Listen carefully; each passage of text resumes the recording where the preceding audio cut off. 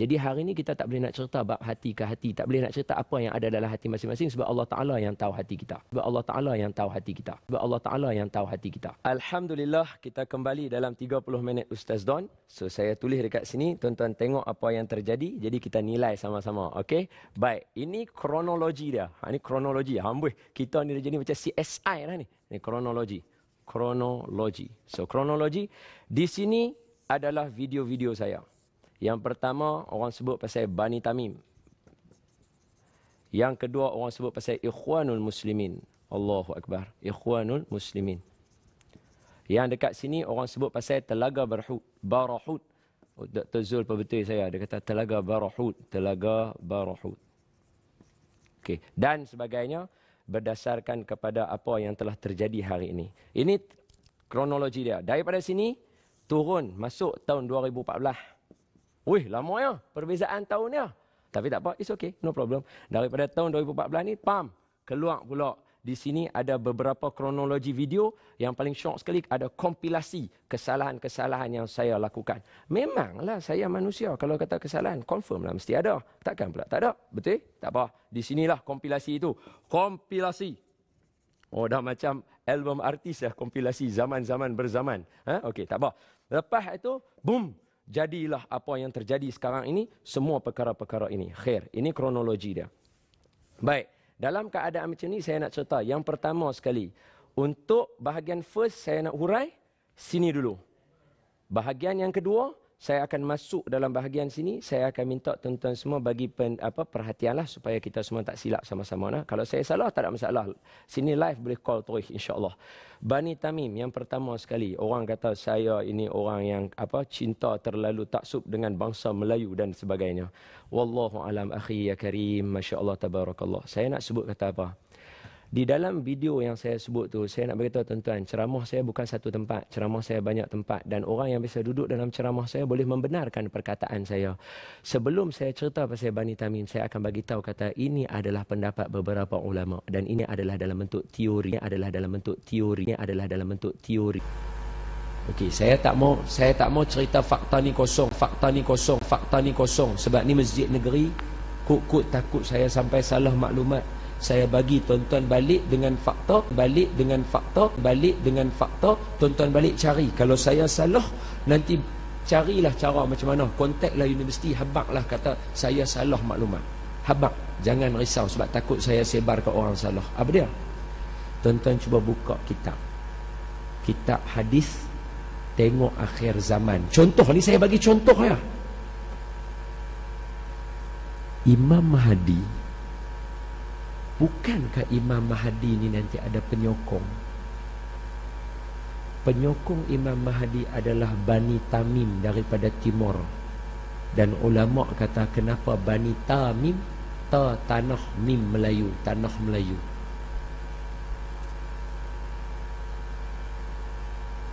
Ini diskusi di antara ulama.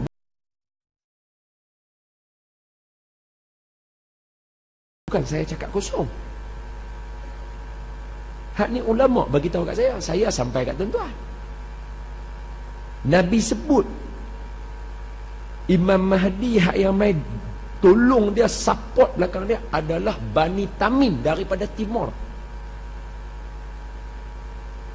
Orang cari Bani Tamim Timur, siapa dia? Bila ulama renung Tamim, tanah Melayu. Masjid, pembuli Arab masjid, kan? Kita rumah, saya tak kira. Mat dia, mat lazim, mat mustaqal, semua tak apa dia. Panjang pendek ke mana pun tak apa. Arab tak boleh. Kalau Tamim bukan sama dengan Tamim, tak sama. Tamim adalah Bani daripada salah Bani Quraisy dan dia sambung kepada Nabi. Mungkin orang sensitif sebenarnya kalau orang marah. Muhammad bin Abdul Wahab dia Bani Tamim. Kalau dengar marah dia pakai Wahabi. Kita tak Wahabi, Muhammad Abdul Wahab dia Wahabi. Ini Bani Tamim. Kita ada keturunan Tamim, Azam Tamimi, ramai Tamim, mereka tu Tamim. Ada orang tanya mana ada Tamim lah ni. Ada orang tanya Tamim yang berkaitan dengan Melayu, kicap Tamim. masadirus syariah, sumber syariat ni ada dua. Apa dia? Quran dan hadis. Selama mana kita berpegang kepada Quran dan hadis, kita takkan sesat selama-lamanya. Kita takkan sesat, tuan-tuan. Tapi bila kita melencong keluar daripada Quran dan hadis, itu yang timbul masalah. Ni ada pula isu yang terbaru duk keluar dalam YouTube, orang duk sebar dalam Facebook. Ada, ialah selebriti dan tuan-tuan pun kenal dia, duk cerita pasal Bani Tamim. Ta dengan mim, dia jadi tanah Melayu. Kita pun dah pening dah, tuan-tuan. Macam manalah pula ni cerita lagu ni. Tuan-tuan, ustaz ni, dia manusia biasa. Dan saya pun tak sukalah menceritakan keaiban orang. Tetapi kita kena belajar, tuan-tuan, bahawa benda yang keluar daripada mulut ustaz, termasuk saya sendiri, tuan-tuan jangan terima bulat-bulat. Itu petua dia. Yang Quran dan hadis, kita wajib terima. Itu pun bukan terima bulat-bulat. Sebab kadang-kadang, orang baca ayat Quran, tapi dia tafsir melencong. Kena hati-hati. Kita kena cek tafsiran ustaz tu betul ke tak betul. Memanglah bila kita cek dalam Quran ada ayat tu, tapi tafsiran tu betul ke tak betul, kita kena cek. Hadis bila orang baca dekat kita, kita kena cek hadis tu sahih ke, dhaif jiddan ke, hasan ke, maudhu' ke, apa ke, kita kena cek. Lepas tu pula syarah hadis tu. Walaupun hadis tu sahih, tapi syarah dia tu betul ke tak betul. Entah-entah ustaz tu reka dia ikut faham dia. Yang tu tak boleh. Kita kena hati-hati.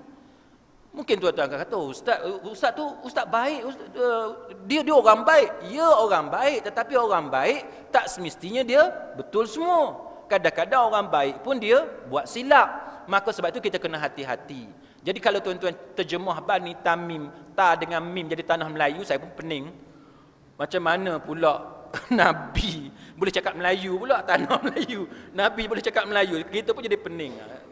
Lepas tu, yang terbaru petang tadi sebelum saya duduk bersiap nak datang ni, dia post pula satu video dia kata dia dah rujuk dekat satu ustaz.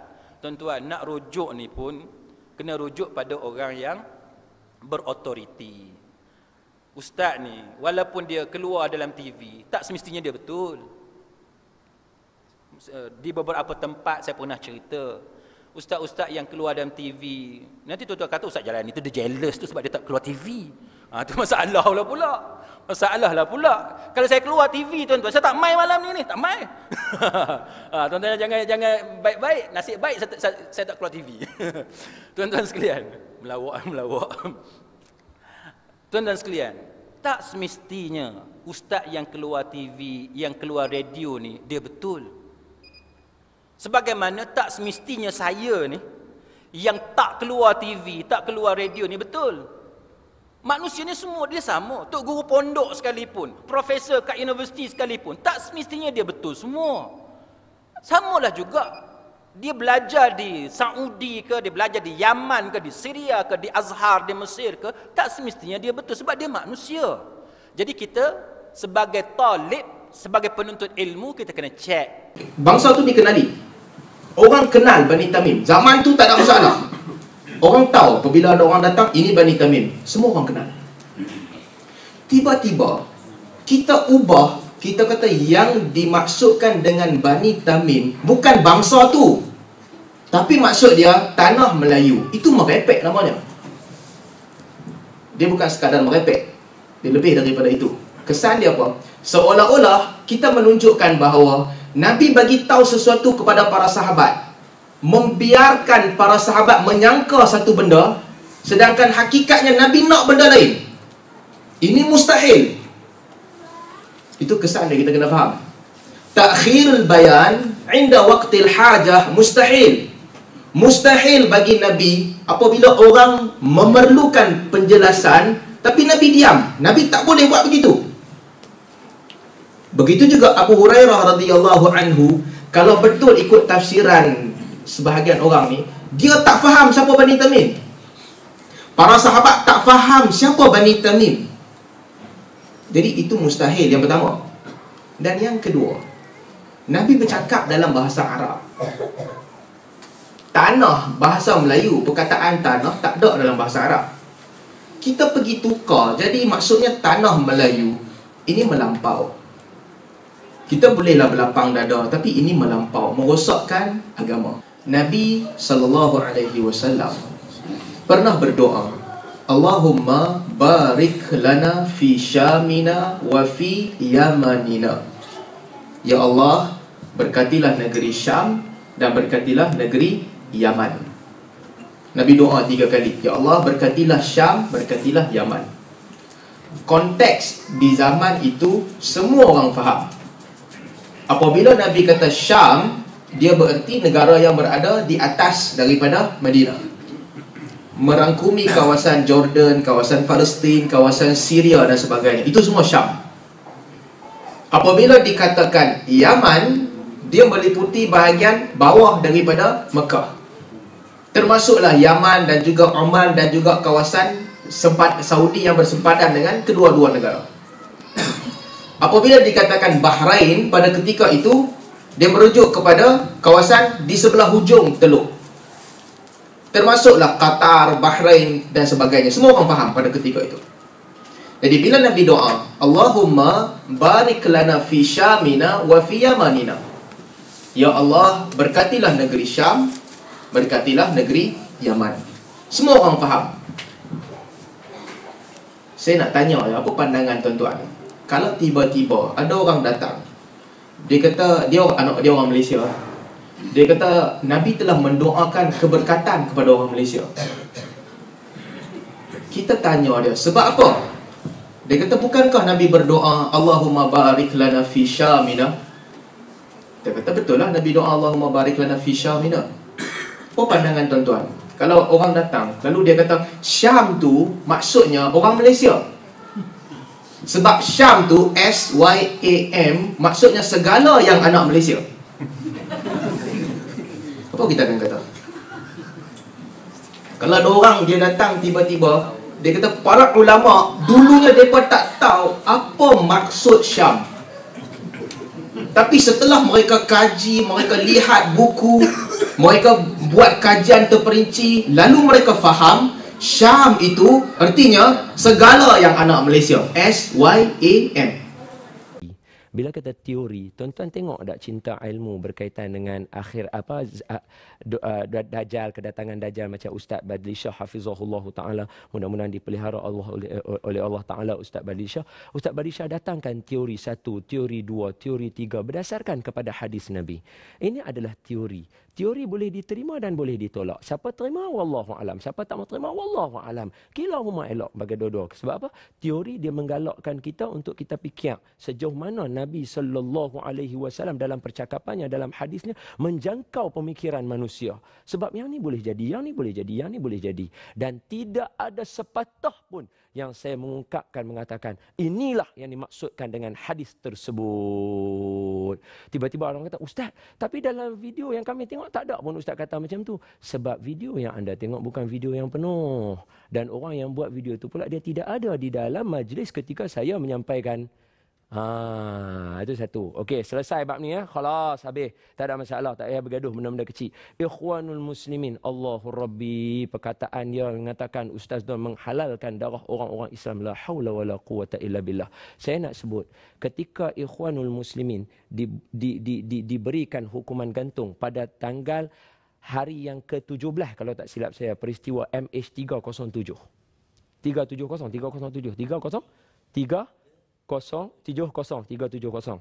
Silap sebut nombor. Satgi ada pula orang buat kompilasi pula. Ustaz Don sebut kapal terbang salah. Pula ada. Relax dulu awal. So ketika peristiwa itu, malam itu saya dengan Amin live dalam Assalamualaikum. Amin tunjuk kat saya, kita sama-sama menghadiahkan bacaan Al-Fatihah. Kita sama-sama menyuarakan perasaan itu. Mana boleh dalam dua keadaan saya bercakap dua benda yang pelik, sedangkan saya nak menuju menjadi seorang yang ulama. Saya nak menuju menjadi seorang yang ulama. Saya nak menuju menjadi seorang yang ulama. Ulama mana boleh bercakap bohong. Ulama mana boleh jadi lidah bercabang. Itu satu. Itu satu bukti yang pertama.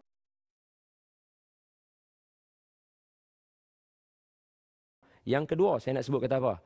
Di dalam video yang tuan-tuan tengok itu adalah ketika mana saya baru balik daripada peristiwa Mursi diturunkan. Hafizahullah ta'ala. Ketika itu saya berada dalam peristiwa itu dan saya yakin orang yang buat video pun tak ada masa peristiwa Mursi dia jatuhkan. Saya ada masa peristiwa tu. Saya ada, saya berlari-lari. Bab Dr. Ali Jumaah dengan Ikhwanul Muslimin, saya dapat daripada Ustaz Muhadir Haji Jul. Ustaz Muhadir kongsi pendapat dengan saya.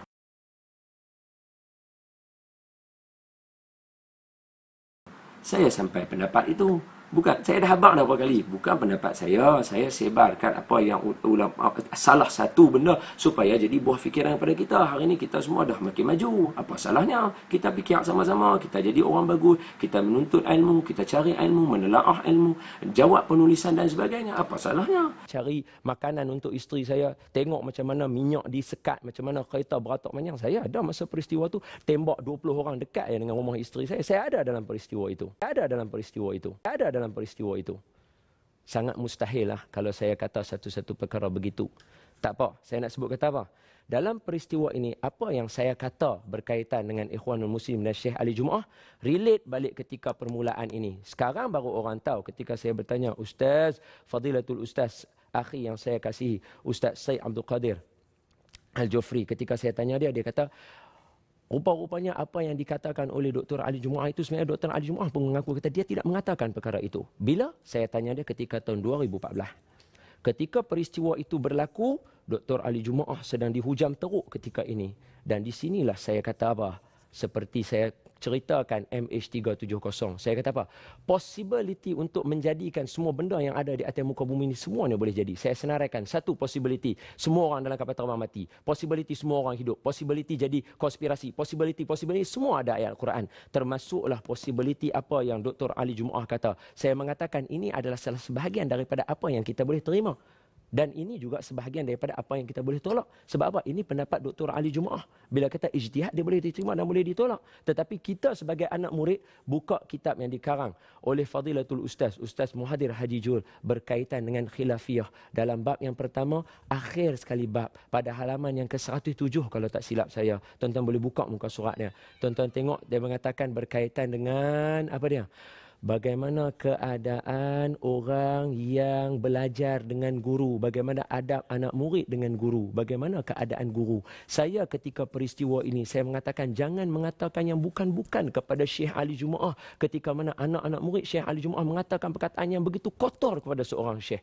Ini bukan adab seorang orang yang belajar ilmu. Rujuk balik video itu. Dan saya nak bagi tahu tuan-tuan, video tu saya tengah cerita dekat mana? Dekat Kompleks Pengajian Islam, Dataran Datuk Harudin, tempat rumah dekat dengan rumah Tuan Guru kami. Takkanlah saya nak kata benda-benda yang pelik-pelik tu, saya rasa. Kalau tuan-tuan tengok dalam video tu lah. Dan saya nak bagi tahu, video tu kalau tuan-tuan tengok, belakang tu ada tiang kemah lagi. Nak tunjuk kata lama tak lama. Sekarang dia dah pasang bumbung dah, konkrit dah. Kita buat dalam masa sebulan saja. Kita kutip dana untuk nak buat benda lagu tu.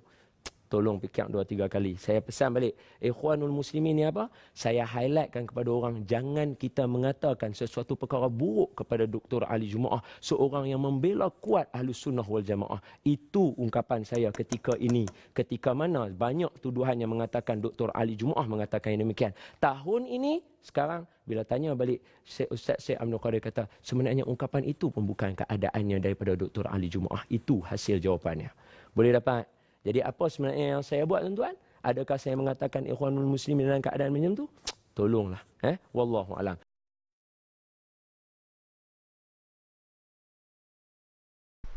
Umur dia berapa? Dr. Usama ni, Syekh Usama ni. Mengajar di Universiti Azhar. Ulama hebat Universiti Azhar. Umur dia baru 37 tuan-tuan. 10 tahun atas saya. Alim hebat dia. Bercakap ni, qala syaikhi, kagum dengan syekh dia. Yakin dengan syekh dia. Hak budak-budak Melayu yang mengaji tak lama ni, mengaji sekerat sikit-sikit ni, bukanlah kata sekerat tak lama, mengaji 3 bulan, 6 bulan, 10 bulan. Balik-balik melenting bila dengar Dr. Ali Jumaah sebut macam tu. Saya nak tanya, kita tahu ke apa yang jadi dekat Mesir sebenarnya? Saya tak kata Ikhwanul Muslimin jahat, saya tak kata. Saya nak bagi tahu kata Ikhwanul Muslimin betul. Tapi siapa yang duk bawa Ikhwanul Muslimin? Dr. Mursi, bagus. Silakan. Tapi siapa pengikut dia? Tuan-tuan selidik tak yang tu? Maafkan saya kalau saya sebut. Antara yang paling ramai mengikut Ikhwanul Muslimin adalah mereka yang berpegang dengan fahaman Salafi Wahabi. Berpegang dengan fahaman Salafi Wahabi. Dan sudah ada ura-ura di kalangan mereka, bila mereka dapat saja pegang Mesir, pertama sekali yang mereka nak mansuhkan pendidikan Universiti Azhar. Pendidikan Universiti Azhar. Pendidikan Universiti Azhar. Tuan-tuan tahu tak benda tu? Yang kita melenting kat Dr. Ali Jumaah ni. Oh, mana boleh kita tak tahu, dia tak abang. Dia tak boleh nak abang kat kita. Dia ada rancangan dia. Dia ada plan dia. Kita kembali dalam 30 minit Ustaz Don. Dan saya harap apa yang saya terang tadi, tapi saya rasa tiba-tiba pula mesti ada orang akan kata, tu dia nak bela diri dia sendirilah.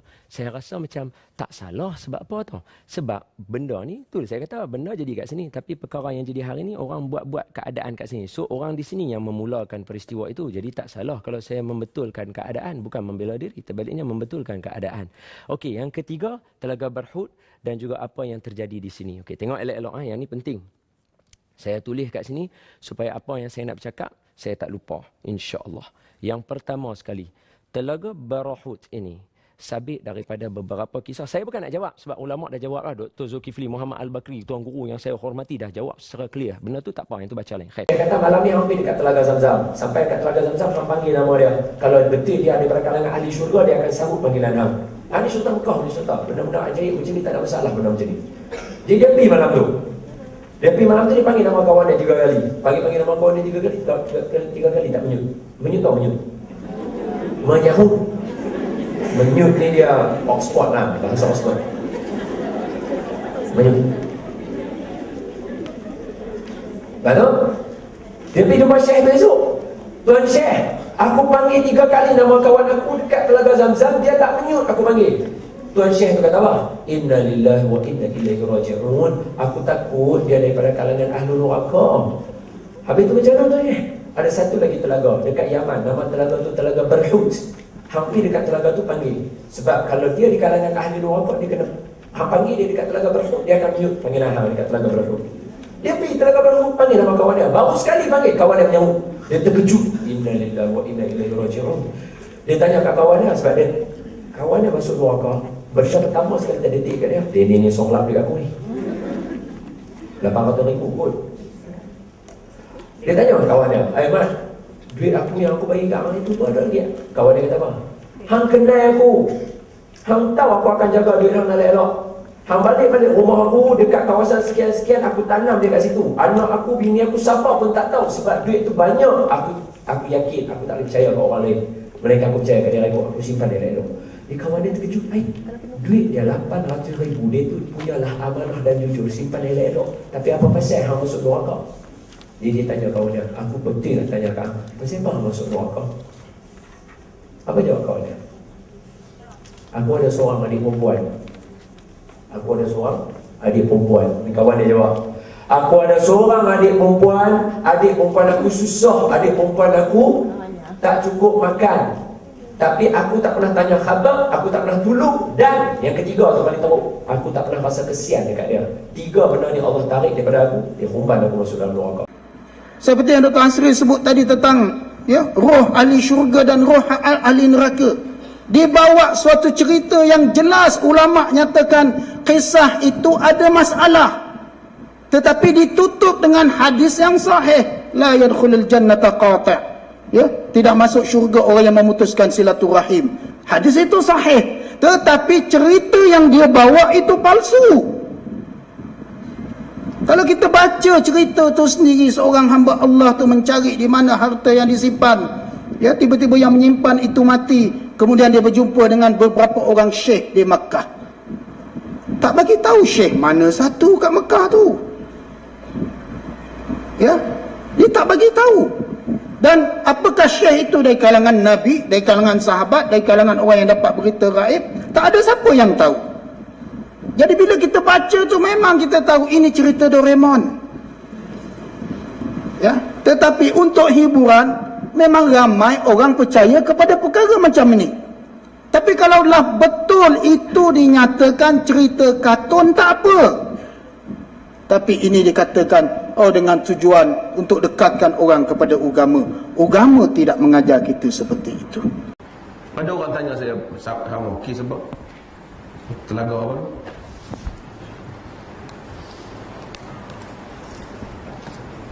Telaga Barahud, Bi'ru Barahud.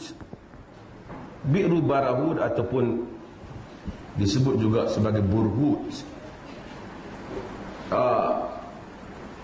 Di Hadral Maut.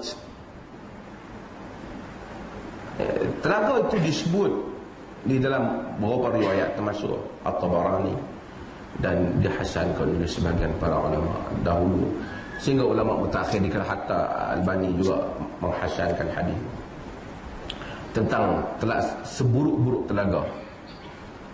Imam Syafi'i sebut senarai ayat air yang makruh, salah satunya ayat telaga berkenaan. Tak apalah cerita telaga tu okey ya. Sebagai telaga yang buruk, sebagian kata ada roh kufar dan seumpama. Roh orang mukmin tak duduk di telaga Zam-Zam. Kita dah baca hadis. Ya, ingat hadis roh mukmin di mana?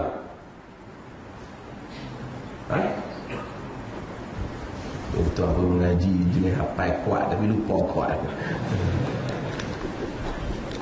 Tuan-tuan tahu macam mana tak mau bagi lupa? Saya bukan habaq lah itu. Siapa hafal banyak, dia lupa banyak. Hafal sikit, dia lupa sikit. Tak usah hafal apa langsung, tak lupa langsung.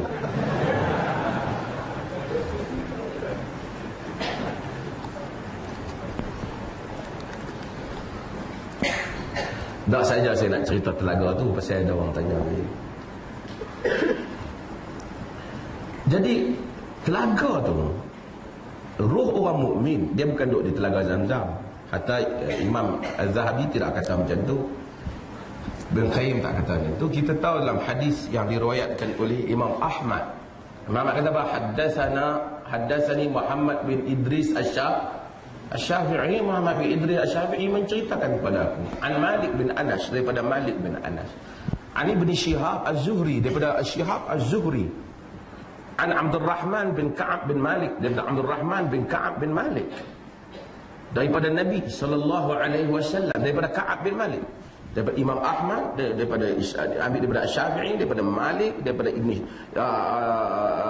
Ibn Shihab Az-Zuhri, daripada Abdurrahman bin Ka'ab bin Malik, daripada bapa dia Ka'ab bin Malik.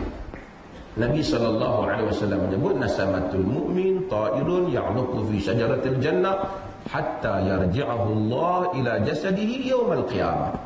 Roh orang mukmin tergantung di mana? Di pokok di syurga sehingga Allah kembalikan ke jasadnya pada hari kiamat. Tak adalah dia duduk dalam telaga Zam-Zam. Dan kemudian cerita telaga Barahud itu satu cerita. Itu macam kita cerita telaga, katalah kita ambil, kita terimalah apa yang disebut, kerana ulama-ulama dulu bersebut tentang seburuk-buruk telaga Barahud. Di mana pun ahli hadis pun khilaf, tak tahu yang mana satu. Hadral Maut ke Syria, Hadral Maut Yaman, khilaf mereka. Okey, tak apalah kata di Yaman, yang mana satu mereka juga khilaf. Apa maksud Nabi? Wallahu ta'ala. Tapi Nabi itu seburuk-buruk telaga, mungkin seburuk-buruk telaga. Tak usah ada ambil ayat telaga tu, banyak lagi ayat telaga tu dia.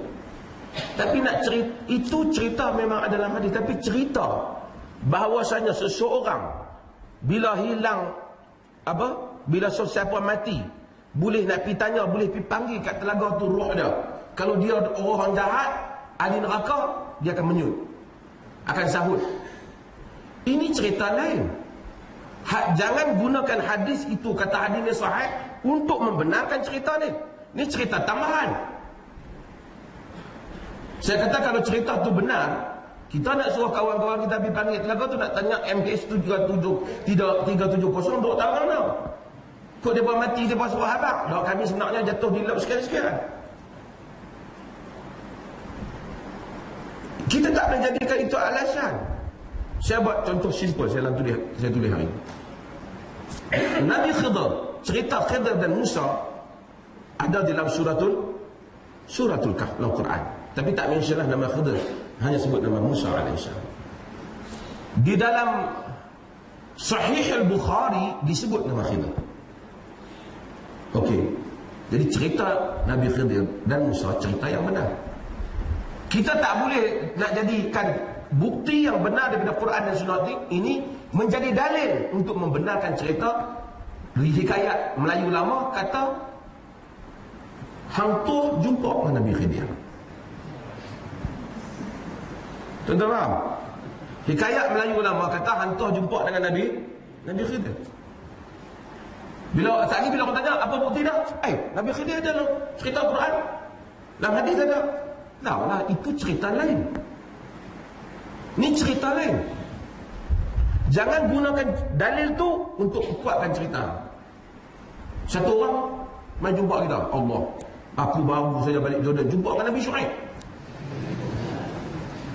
Di Madian di Jordan. Kita kata hang ni merepek semua. Jangan main. Hang ni tak percaya Quran. Nabi Syuaib dalam Quran. Aku percaya Nabi Syuaib dalam Quran tu. Aku juga percaya tentang cerita Madian tu dengan khilaf para ulama, adakah ia Syuaib ataupun orang lain masa cerita Nabi Musa itu. Tapi aku tak percaya hang pergi jumpa tu.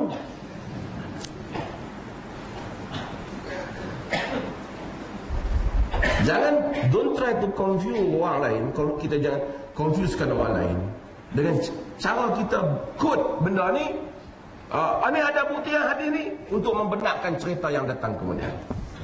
Baru-baru ini kita dikejutkan dengan satu berita ataupun dengan satu perbincangan berkenaan dengan memanggil roh orang Islam dan juga memanggil roh orang kafir. Dia nak menentukan bahawa kalau kita nak menentukan orang itu berada dalam syurga, maka pergilah ke tempat sekian-sekian untuk memanggil rohnya. Sekiranya dia menjawab, maka dia berada dalam syurga. Itu juga sebaliknya, sekiranya kita tak jumpa suaranya di sana, tak dengar suaranya di sana, kita pergi ke satu lagi perigi. Pergi Barahud ataupun Buruhud yang berada di Yaman. Panggil nama dia, kalau dia sahut, maka dia berada di dalam neraka.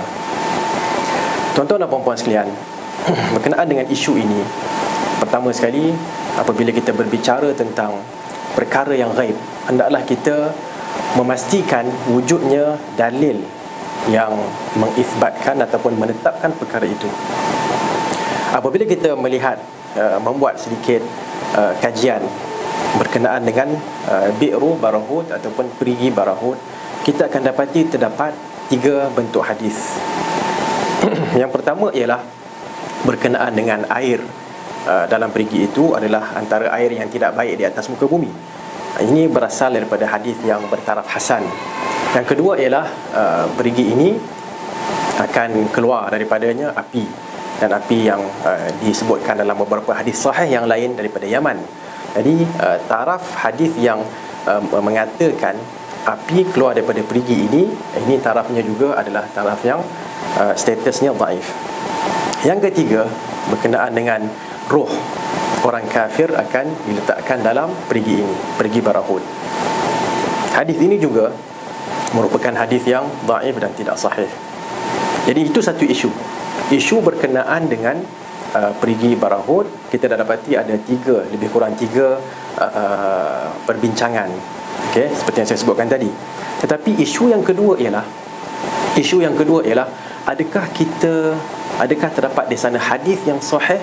Kalau kita nak pastikan seseorang itu masuk neraka ataupun masuk syurga, kita pergi ke tempat itu dan kita panggil dia sehingga dia menjawab. Sekiranya dia jawab, maka dia adalah dari syurga ataupun dari neraka. Jadi ini adalah satu isu yang diambil, perbincangan yang diambil daripada kisah-kisah yang disebutkan. Dan kita perlu tahu bahawa dalam ilmu mustalah hadis ada yang ataupun ilmu rijal, ilmu jarh wa ta'dil, di sana ada orang yang digelar sebagai qassas. Qassas ialah orang yang menceritakan kisah-kisah. Boleh sahaja sebenarnya kita nak menceritakan kisah, tetapi kita kena pastikan kisah itu adalah kisah yang sahih. Kalau kita menceritakan kisah yang bercanggahan dengan dalil ataupun kisah berkenaan perkara ghaib, tetapi tidak mempunyai dalil yang sahih, maka kita kena nyatakan bahawa ini hanyalah kisah sahaja. Sebaik-baiknya kita tak perlu nak ceritakan pun, kecuali kalau kita nak ceritakan untuk tujuan memberi peringatan bahawa janganlah kita berpegang pada kisah-kisah ini. Jadi ini sebagai satu peringatan buat diri saya, tuan-tuan dan puan-puan sekalian, agar kita berhati-hati berkenaan dengan apa sahaja yang kita dengar. Kafa bil mar'i kadiban ay yuhadditha bi kulli ma sami'. Nabi SAW menyatakan cukuplah untuk seseorang itu menjadi penipu apabila dia menceritakan apa sahaja yang dia dengar. Jadi ringkasan daripada apa yang saya nyatakan tadi, perlu kita berhati-hati. Apa yang datang daripada Al-Quran, apa yang datang daripada sunnah yang sahihah, kita ambil. Apa yang datang daripada kisah-kisah, kita baca dan kita teliti. Sekiranya menyalahi Al-Quran dan sunnah, kita tolak ke tepi.